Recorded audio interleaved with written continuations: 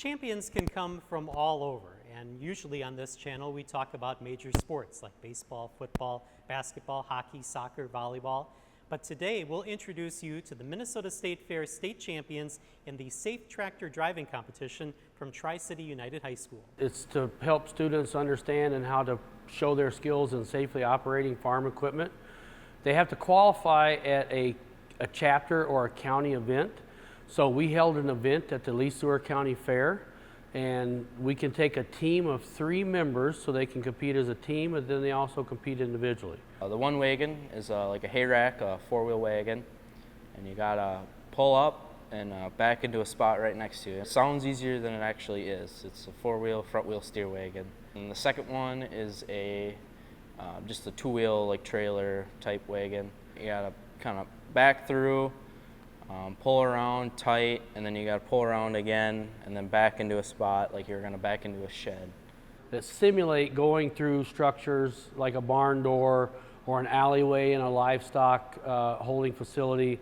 And so we set up poles with golf balls on top. So if they touch that and a golf ball falls off, that's 50 points. If they dislodge a post, they strike it hard enough to lay it down, that's 100 points. So that simulates, striking a wall of your barn, which you don't want to do. The Tri-City United team came away with first place this year, led by overall champion McAllister Wilmus.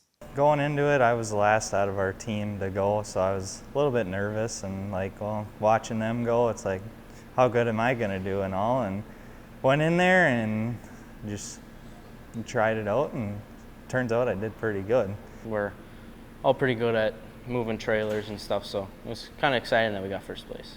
I felt pretty confident. I think we did pretty good compared to everybody else. I mean, just from watching everybody, but I didn't realize we were going to get first, though. It was a surprise. There's a chapter out there that's won it for several years running. And it's like any contest, it depends on that morning, how the students are feeling, how well they feel about the course, and as long as if they can execute their plan. There is also a written component to the competition to test the students' knowledge. What all the safety precautions are and what safety equipment is, like the rear triangle, it asks you what that is or what it's for. Hazard lights, what they're used for, and how fast you should be going, and making sure you pay attention to all the traffic around you. The tractor competition wasn't the only success for Nathan Gettle. I did a welding one this year, and we did pretty good at that. I got second overall individual. So. The FFA students will continue to compete throughout the year.